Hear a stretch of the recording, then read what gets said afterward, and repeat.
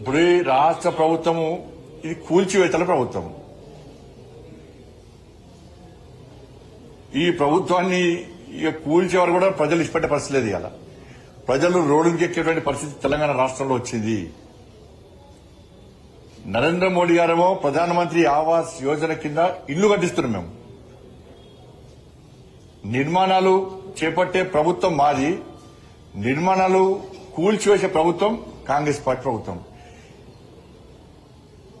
ఇలా తెలంగాణ సమాజం రిక్వెస్ట్ చేస్తున్నారు, గిన్నీస్ బుక్ ఆఫ్ రికార్డ్ ఉంటుంది కదా, వాళ్ళు వస్తే కూల్చివేతలో నెంబర్ 1 ఇది.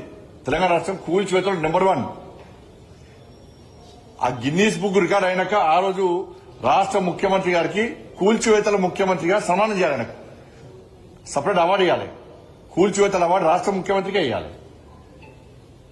అరే ప్రజలకు ఇంత ఇబ్బంది పడుతున్నారు. హైడ్రా పేరుతో కూల్చివి, మూసి పేరుతో కూల్చివి, భూదాన్ పేరుతో కూల్చివి, మళ్ళీ ఇవాళ ఇంకోటి కూల్చివి, గుళ్ళు కూల్చబడుతుంది, ఇల్లు కూల్చబడుతుంది. ఇప్పుడు శారదాపీఠం కూల్చారు.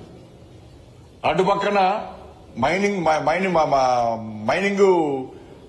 నడుస్తుంది, బిజినెస్ వస్తున్నది. మైనింగ్ ఉంది అటుపక్కన, అది కూల్చారు. ఇటుపక్కన వక్ బోర్డు ఉన్నది, అది కూల్చారు. కానీ శారదాపీఠం మాత్రం కూల్చేస్తారు. వాళ్ళు కొనుక్కున్నది అది.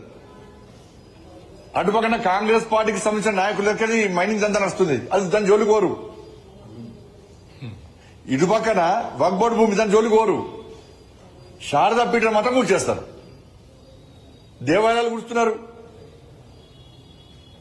దేవాలయాలు దాడులు జరుగుతున్నాయి, ఇల్లు కూరుస్తున్నారు, పేదోళ్ళు ఏడుస్తున్నారు. పాపం పట్టినపోదు. రాష్ట్ర ముఖ్యమంత్రి పేదోళ్ళు ఏడుస్తున్నారంటే ఎంత వ్యంగ్యంగా నవ్వుకుంటా, బా ఏం రాక్షసానం పోతుండే రాష్ట్ర ముఖ్యమంత్రి గారు. గ్రేట్ నిజంగా రాష్ట్ర ముఖ్యమంత్రి గారు. ఏం టెన్షన్ లేదని పాపం. ఒక కష్టపడి అప్పో సప్పో చేసి ఒక్క రేకుల షెడ్ వేసుకున్న వ్యక్తే గుండె వలిగేటట్టు ఏడుస్తాడు, బాధపడతాడు. దానికి ఒక గృహప్రవేశం చేస్తాడు. ఆ కట్టుకున్నది ఫస్ట్ పునాది పోసాక సంతోషం, కొంచెం గ్రౌండ్ లెవెల్ లేచాక సంతోషం, అబ్బా నా ఇల్లు కట్టుకుంటున్నా. గోడలు వెనక క్యూరియస్, అబ్బా సంతోషం గోడలు లేచినాయి. స్లాబ్ వెనక అబ్బా ఒక ఇల్లు నిర్మించుకున్నా. గృహప్రవేశం చేసే రోజు ఏడుస్తారు ఆనంద బాష్పాలతోని. ఆ ఇల్లు నిర్మాణం చేపట్టినటువంటి యజమాని కళ్ళ నిలుస్తాయి. బా కష్టపడి అప్పో సప్పో చేసి బ్యాంకు లోన్ తీసుకొని ఇల్లు నిర్మించుకున్న ఒక కళ నెరవేరిందని చెప్పి ఆయన ఆనంద బాష్పాలు వస్తాయి. వాళ్ళ ఇల్లు కూల్చడానికి నీకు చేత రాష్ట్ర ముఖ్యమంత్రి నాకు అర్థం కాదు. నువ్వు ముఖ్యమంత్రి కాకముందు ఏమన్నావు? కేసీఆర్ ప్రభుత్వం గిట్నే కూల్చింది, కూల్స్తే ఏమన్నావు? అధికారులు అనుమతి తీసుకొని ఇల్లు కట్టుకున్నారు. చేతి వచ్చి ఎట్లా కూల్చావన్నాడు. నువ్వు ఎట్లా కూల్చున్నావు? ఇవాళ పేదోళ్ళ ఇల్లు ఎట్లా కూల్చింది? చేతి ఎట్లా వస్తున్నాయి నీకు?